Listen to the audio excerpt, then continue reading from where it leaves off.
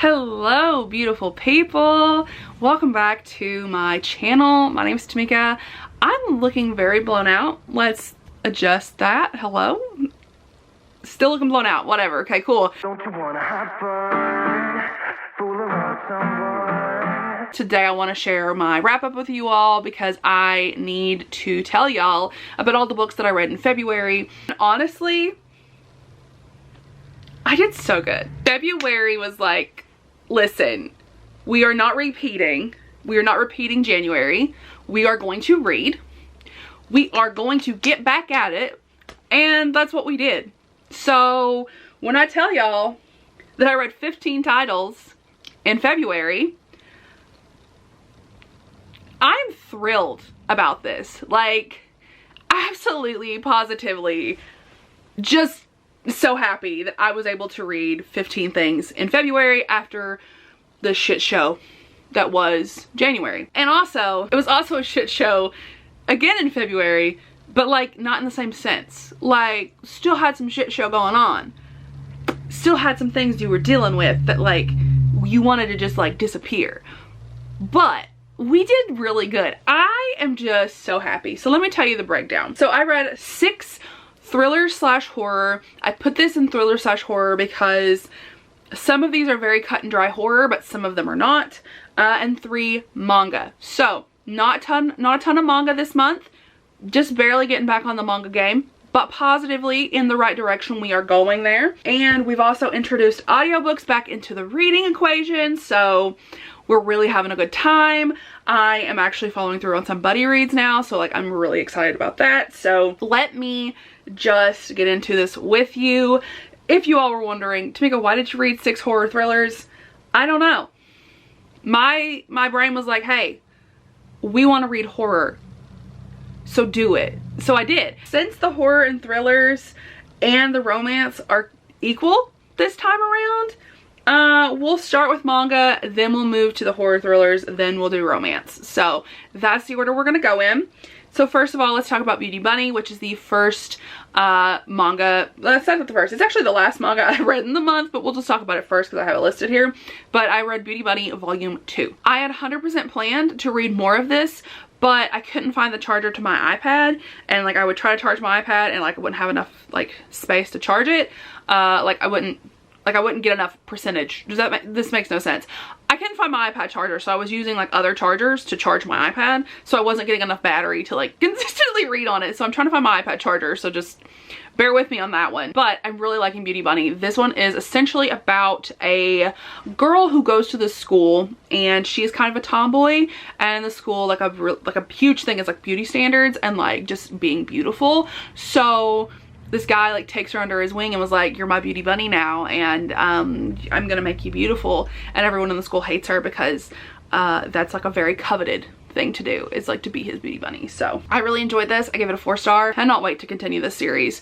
I'm loving it. Like, I really think the romance between these two is going to be phenomenal. It is definitely a dislike to love situation already because she just cannot stand this dude. Like, she cannot stand him, and he plays like really mean tricks on her, but it is really cute and I just really enjoy it. So, you know, it's just one of those things where it's like, I mean, I know he's kind of shit to her, but I love that. Like, I love it, you know? So I'm in. Like, I hear you. Continue, you know? So I'm excited to see how that one continues to go. Then I have I Can't Believe I Slept With You volume 1. This is a Yuri girl love manga. I love this beginning of this series. There's only 3 volumes out in like in general, so like there's 3 volumes, only 1 has been translated, and we are waiting for the others to be translated for, you know, for English. And I read the first volume. I got it, I want to say it was a pre-order that came in kind of early in the month, and I read it like the day I got it because I was like so freaking excited for it because I love girl love manga. But this is one that I really enjoyed. So this one is about 2 characters, a 24-year-old and a 19-year-old, and I've already forgotten their names because I always do, because that's who I am. I don't remember names. This one is following a 19-year-old and a 24-year-old. The 19-year-old is the landlady, and the 24-year-old is really down on her luck. And the landlady and the 24-year-old tenant actually come up with a bargain where if she does favors, sexual favors for the landlady, then she will take so much off of her rent that she owes and she can just be caught up. And the first favor is actually her sleeping with the landlady. And their relationship's very cute. I know it sounds kind of weird and like a very disturbing kind of premise, but it really, really works. And I just freaking loved it. It was fantastic, and I cannot wait for the rest of the series. I'm gonna go like pre-order as much as I can because it was just fantastic. So then I read Blood on the Tracks Volume 8, which is no surprise that I read Blood on the Tracks Volume 8 because I love this series, and I literally talk about the series all the time, but I love Blood on the Tracks. It's one of my absolute favorite manga series. I do have it pre-ordered. I think I have it pre-ordered out as far as it'll go right now. I know I was pre-ordered out until this volume, so I need to double check that I'm pre-ordered out the rest of the year. But we get a couple volumes of this a year. I love this series. Essentially following a boy and his mother. They have a very unhealthy relationship, like very, very unhealthy, like not in the slightest bit is this a healthy dynamic. Our mother is pretty much unhinged and she is very abusive towards the son, like very manipulative, but I love the story. I love seeing what's happening and I cannot wait to see where the story goes because I really don't have a clue on where it could be going. I think we have 12 volumes out in Japanese right now, and I think we're up to volume, like we are up to volume 8. I am caught up on the series, so, and I read them so fast. Like they are the fastest reads. It makes me so sad because I love them. Like I love how fast you can read them, but I also hate it because I'm like, I wait so long for another volume of the series and then I have to wait forever for the next one. So, but I love this. I gave it a 4-star though because it wasn't, I didn't like the ending on this one. The ending of this one left on a weird cliffhanger that I was like, are we seriously doing this right now? Like, are we seriously, this is the cliffhanger we're leaving on? Like, I mean, it was a good cliffhanger, but I was pissed, so it only got 4 stars. As Baby Toms would say, my rating system makes no damn sense, and that's fair because, same, I know it doesn't, but you all hear me talk about what I like and what I don't like, so I mean, you all know what I'm talking about. All right, so let's talk about the horror thrillers that I read in February, which shockingly, I'm really shocked that I read so many, but I am on a horror kick right now. It is very much I'm on a horror kick and I want to read everything horror that I can possibly put in my brain and can consume. All I want to read right now is horror manga, so it's a struggle. I think it was my anti-Valentine's Day thing that I was doing. I was like, fuck Valentine's Day, not doing this. Happy Halloween. Literally went around the office on Valentine's Day. Everyone was like all dressed up for Valentine's Day, and I had my Valentine's Day ghost face earrings in that were like the heart confetti that were pink and red, and then I had all black on and I was like, happy Halloween. It's Halloween, not Valentine's Day. Happy Halloween. Hi guys. I think that's what it was. I was very much like anti-Valentine's Day this year. I'm always anti-Valentine's Day though. Like don't think that it's just because I am not dating anyone. I would be anti-Valentine's Day even if I dated someone. I also read The Last Final Girl. This one was by Stephen Graham Jones. I actually read 2 titles by Stephen Graham Jones this month, and chef's kiss, fantastic. So The Last Final Girl is literally written like a movie script. It's literally written like a movie. Like we literally are getting a movie in a book, and we are following a group of kids who are like final girls, and they are being killed off one by one, and we're trying to figure out like why they're being killed off, who's killing them off, etc, etc. Straight up, this is made for people who love horror. If you love a horror slasher, if slashers are your favorite type of horror, this was made for you. I will be taking no questions at this time because that's just the way it is. If you love horror, this was made for you. And I love horror. This was made for me. I gave it a 4-star. It didn't get a 5 because where I did listen to the audiobook, it was a little more confusing than if I had probably physically read it, which is fine. That's 100% an experience thing, but it does get factored into the rating. It was just so compulsively readable. It was so interesting. I was so invested and I wanted to know what was happening the entire time. I will also say this one is a little bit more forgettable because I have already forgotten some like major points in it, but that's okay. Like, I had a really good time reading it and I had a good time with my enjoyment and my experience. So I'm not mad that I don't remember everything that's in it. Like, if I try to remember everything that I read in 1 month, I would never read anything because I would be so focused on trying to remember all the details. But I really had a fun time with this one. I'm telling you, if you like horror, if you are a horror fan, if you are a fan of horror movies, this book is yours. Like, you need to read it. It is so good. The audiobook is only 5 hours, but I would just recommend checking it out. Even if you do listen to the audio and you do have the same experience as I did, it kind of takes a little bit away from it, it's still going to be worth listening to. It's still worth picking up. I really enjoyed this. This was a good step into Stephen Graham Jones for me, and I'm really happy that I did it. I gave it a 4 star. Really enjoyed this. We're going to jump on into the next Stephen Graham Jones just so that I can wrap him up, because I only did read 2 titles from him this month. I also read Night of the Mannequins, which I listened to on Scribd at the recommendation of Ashley. Ashley knows me with her, like, she knows me, right? Like, our horror taste are so similar, it's scary. Like, it's very scary. So me and Ashley are now doing buddy reads of short horror because that's what we like, and we're buddy reading them now, and I'm very excited about it. This is going to be a buddy read that I can stay on top of, because short horror audiobooks, please and thank you, while I'm at work, I will die. I will be dead. Like, please give me as many short horror books as you can. But anyway, Night of the Mannequins is just fantastic. Like, it is so unhinged, and that is the best way that I can describe what is going on in Night of the Mannequins, because we're following a group of kids who play a prank on this like theater, like this manager at this like movie theater, and they find a mannequin and they put the mannequin in the movie theater because they're not allowed to be in there because they snuck into a movie and they didn't buy tickets, so the manager has banned them. And they end up giving the mannequin a ticket and putting the mannequin in the seat, and something weird happens where the mannequin just gets up and walks out of the theater, and the kids are freaked. Like, this dude does not know what is going on. He is so confused, and then all of a sudden one of them dies, and he believes that the mannequin is coming back to kill all of them. And it's such an interesting serial killer story with such an, like, the character is so unhinged, and he 100% believes that, like, he's so unreliable. And like, the whole time you're reading, you're like, that is not what's happening, guy. Like, that, like, you know, like, this is not going on. Like, I don't know what you're doing. I don't know what you think's happening here, but you need to seek treatment because you are going off the deep end. Like, this is not happening. It was just a wild ride. I loved that about it. Again, I gave it a 4 star. Do I think it could be a 5 and I was just kind of like fresh off of it? Potentially, but I'm gonna keep it at a 4 for now. But it was fantastic.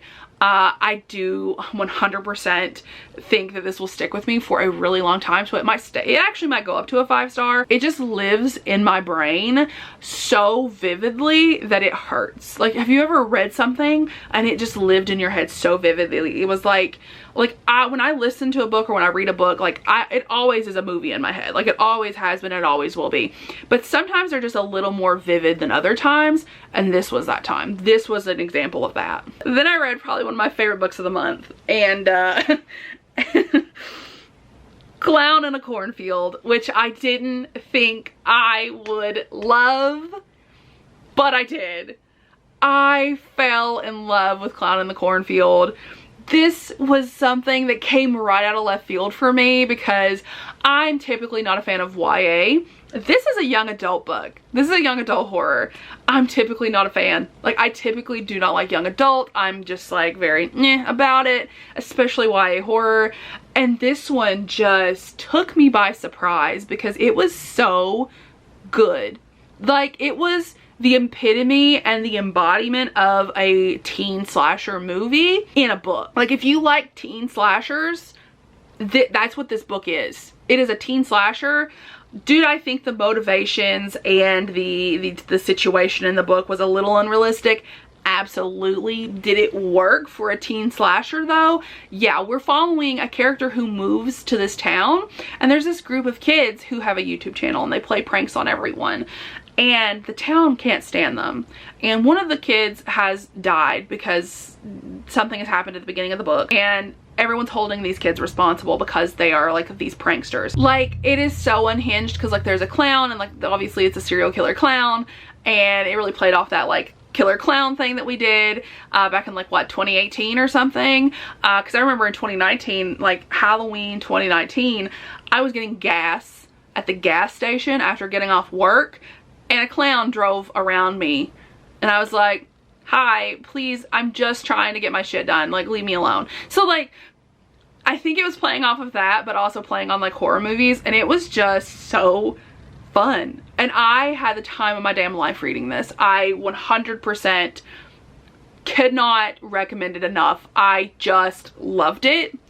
The only reason I would give this a 4.5 and not a 5 is because the twists at the end are a little unrealistic, a little far-fetched. But I still had the time of my life reading it. So yeah, please read that. I read 2 short stories. I read In the Tall Grass by Stephen King and Joe Hill, which is a very good short story. This is literally about a brother and a sister who are driving to take the sister to a relative's house because the sister's pregnant, and they end up stopping on the side of the road because they hear somebody in the tall grass yelling for help, and they go in and weird things start happening in the grass. I literally can't tell you anything else other than the grass is not haunted, but the grass is like it's like a paradox, I guess. I don't know. It's like its own little entity. Like you go into the grass and then you can't leave. It moves you around. The people within the grass are almost deranged. As you stay in the grass, you stay deranged. There's just different people within the grass that are like not trying to help you. People are getting separated. It is just a wild ride, and like the characters will jump up in the air and like try to see each other, and like the second time they jump up they're even further apart, or they're even closer together, or it's just like they're in a completely different location. So it's a very weird, like trippy kind of story, and I really enjoyed this. I think that I have watched the movie, or I've watched someone talk about the movie, because the story was so familiar to me and I had never read this before, and it was amazing. I genuinely really enjoyed this. I will say that I do find that I love King's short work, but I don't love his long work, which is, I think, a common thing. I also read Apocalypse Scenario 638, which was a short story by Mira Grant. This one in particular was just so interesting because we're following a group of kids who go around and talk about a scenario in the apocalypse, like an apocalyptic scenario with each other, and they have to like figure out, you know, the solutions behind them and like what they'll do. And essentially in this one we're following the group of kids as this girl who is not there tells her story over a recording. They let her do her turn that way, and essentially she's telling them that the scenario is about a person who created a very deadly virus, and who, you know, basically was used to like wipe out the population. It's just really interesting. I can't tell you anything else because I'm pretty sure this is like a 30 or 40 minute audiobook, so like this is very short. I cannot tell you anything else, but I do recommend you check this out. I do believe I gave this 5 stars because it was fantastic. Like, to write a short story that interesting and that impactful in that short amount of time is just mind-blowing to me. So I do recommend you check this out. I loved it. I am going to be reading the rest of Mira Grant now because this short story sold me on her. All right, so we have one more horror thriller that I need to talk about, and this one is more horror than anything. This one is Comfort Me with Apples. This one, again, recommendation from Ashley, who just knows me so freaking well. Knows me so well. This one is literally about this woman who believes she lives a perfect life. She is literally in this house that was made for her, and she has everything she could ever want. She's always happy, and there is like no such thing as unhappiness in this place that she lives. And the only thing that she's not allowed to do is she cannot go into the basement. Like her husband says she cannot go into the basement. And I cannot tell you anything else, because if I tell you anything else, it's going to spoil the story, because this is a novella. It's very, very short, but it is absolutely fantastic. I listened to this on Scribd. I also listened to Night of the Mannequins on Scribd, and I just consumed them so quickly. They just, like, it was just a, like, wild ride. I thought I knew what was happening, and then it was like, nope, you don't know what's happening. And then once it's all revealed, it's like, oh my god, that was so obvious. Like, that was so obvious. I should have known that's what was happening, but I didn't. Please check this out. It is such a, like, interesting story, and the premise that I walk away with this story with is all men are garbage, and I'm very happy that I'm gay. So that's what I get from that. We are almost done, so let's talk about these 6 romances that I read in the month of February. Next month we should have a mid-month wrap up, so this one will not be as long as it has been this time. So let me talk about the DNF really quickly. I actually had 2. So I had If You Only Knew, which was a novella, and essentially we had a lot of non-con in here, like a lot of assault, a lot of rape. Our heroine is raped by her husband over and over and over and over and over again. Our heroine is essentially trapped in this relationship, trapped in this house. A stranger shows up at her door, and I'm pretty sure the stranger is a vampire. And I was just so confused by the entirety of the story that I just stopped reading it, so I don't know anything else about it. So I also DNF'd Cruel Kings, which was the Taboo Book Club pick for January and February, and I didn't DNF like very far in. I DNF'd at like 70-some%. This one was following a step-brother, step-sister. It was a dark reverse harem. We had our heroine who just, I mean, I'm not even gonna go into detail on this because we did the entire live show where me and Ashley just roasted the shit out of this book. But it was so bad. Like, we had our character just like randomly save this dude, and then like the next thing we know, she's hooking up with him, and then her mom says she's dying of cancer and she's getting married, and then the next thing we know, those 3 dudes she hooked up with are now her stepbrothers, and they're raping her and assaulting her. And they continue to rape and assault her until about 60% through the book. And then about 60% through the book, they bring her up onto a stage at a party and they literally dump pig's blood on her. No, thank you. I couldn't continue.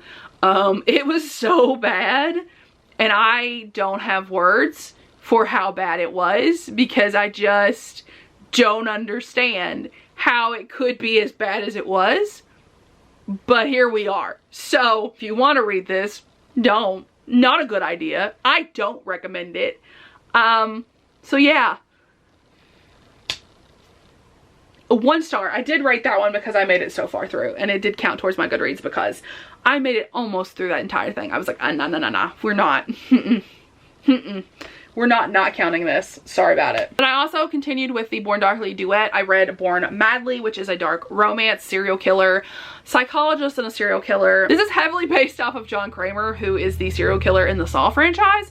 And if y'all didn't know, I don't know how y'all don't know because I don't shut the fuck up about it, but the Saw movies are my favorite ever. Like, they are that's my favorite franchise. Like, I know I talk about Ghostface, I know I talk about Scream, I know, you know, like, we talked about this, we know that I love, you know, I love those things, but my favorite of all time is the Saw movies. I think I talked about this the first time I read it. It kind of threw me out the last time, but this time I really loved it. Like, I loved that he was so based off of John Kramer, and I really loved that, you know, his traps were so inspired by like the Saw like franchise, and like they're so interesting, and like they work so well, and like it gave me a really nice feeling. Like, I think it was because I went in knowing that this time, but essentially we're following the continuation of the story. So we have the Angel of Maine, who is our John Kramer like character, who is our serial killer, and we have Dr. Noble, who is our psychiatrist, and they're in love. And like, there's a lot of stuff going on. There's a copycat killer, there is detectives after after him, and like they suspect Dr. Noble is involved. It's a whole thing. It's fantastic. I loved it. I do recommend reading these close together. I wish I would have done that. Did I feel like I needed to reread though? No, I don't feel like I needed to reread. I just feel like I would have had a more fun time right through, you know, like just continuing right through. I gave it a 4-star. I really enjoyed the ending and I'm really happy that I continued it. So then I read 3 sapphic books this month. The first one was Frost, which I read the majority of in January, but I finished it in February. I'm not gonna talk a ton about this one. This is by Liza James. This is the new series that she just put out. And the reason I'm not gonna talk a lot about it is because I did an entire reading vlog around this one. I did give this a 2.5 star. I was pretty disappointed with it, but if you go watch that reading vlog, you'll know why. It is a non-spoilery one, so I'll link that down below if you want to go check it out. But yeah, I didn't love it. It was an interesting paranormal romance with fallen angels / vampires and a human who has like angel blood, kind of angel blood. It's interesting. So then I also read The Surgeon, which was a medical, it's a novella. It's a medical romance between an older woman and a younger woman. So the older woman has lost her wife. Her wife died on the operating table, and they wouldn't let her operate on her because she has like a really bad accident and she needs to be operated on. And the wife just kind of swears off dating, and then she ends up entering into a friends with benefits relationship with this girl she meets on a dating app because she doesn't want anything serious. She just wants, you know, she just wants a companion to like kind of let that out with, and that's what she finds in our other heroine. Little do we find out that that is actually one of her interns, so they have to break off their relationship until they cannot not do it anymore, and they end up having an office romance, and they end up sneaking around and like still hooking up and whatnot. So this one is a little more far-fetched. I felt like the ending wrapped up way too easily. Like the conflict was not even a conflict. It was just kind of ridiculous, but I was really on board with it though. Like I didn't mind. I was like, I'm here for the story. I'm here for it.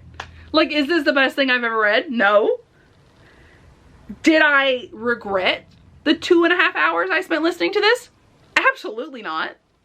I had a fun time, and that's kind of like my thing, is like, if I'm sold enough to say, you know, I don't regret doing that. Like, I could have done anything else, but I didn't. I'm not mad I didn't. If you can get me to say that, you're getting a 3-star. Like, I'm in, you know? Like, you're fine. Like, you might have had some ridiculousness. You might have, like, not made any sense with some of the shit you put at the end of it. But, like, I don't hate it, so it worked. Like, it's not the best thing I've ever read. I will go ahead and put that out there. But it wasn't horrible either. I will say the ending scenes were kind of weird, like the ends of chapters, and some of the scenes were just cut off, like in the middle. Like, it was really weird. Like, the author just said, "No, I don't want to write any more of this." So, like, that was a weird thing that happened. Like, we would be like in a sex scene. It's like, it would be like something ended and then just next chapter. And I'd be like, okay. And he would do that with like different things in the book. So, you know, it is what it is. All right, the last one I want to talk about, I'm also really sad about this one. This one is Read Between the Lines. This is another sapphic that I was recommended by Jackie from On the Page, and I'm just really sad I didn't love this. I think I talked pretty in depth about it in one of my vlogs. It was like a weekly vlog, but essentially I'm really sad because I wanted to love this so freaking much. This was a online friends kind of situation, but they're also enemies in real life because our one heroine, who is an author, ends up also having another job as a some kind of like real estate thing, and she has to deliver the bad news to our other heroine, who's a bookstore owner, that her shop is actually being closed because the building that she has, like, her lease is not going to be renewed. They're actually going to be closing off the stuff, you know. And they end up meeting in real life, and they're supposed to be meeting as, you know, as themselves and finally getting to meet each other. And one thing leads to another. They end up meeting, but they don't tell each other who they are, and they get really mad at the one another one because they think that they've been well, one of them thinks she's been stood up, but the other one's like, no, you've not been stood up. I just, you know, you hate me. So, you know, and they end up having a relationship. Like, they slowly work to have like a friendship and a relationship, and like they are attracted to one another the entire time, which is fantastic. And like, they have the instant chemistry. The issue is just like, they hate each other because of circumstances that cannot be helped, because one is just doing her job and the other one's like, I'm still mad because this is like this is my livelihood. Like, I understand why you're mad. But also at the same time, like, she's just doing her job, man. Like you gotta put food on the table. Those are the books that I read. I read so many things, and I'm so happy about it. So I read 15 titles in the month of February. I am so very happy about my reading, and I cannot wait to continue into March with even better reading. If you've made it this far, leave me the chain emoji down in the comments, or leave me a ghost emoji because I really like that emoji too. And I will chat with y'all in my next one. Bye everyone.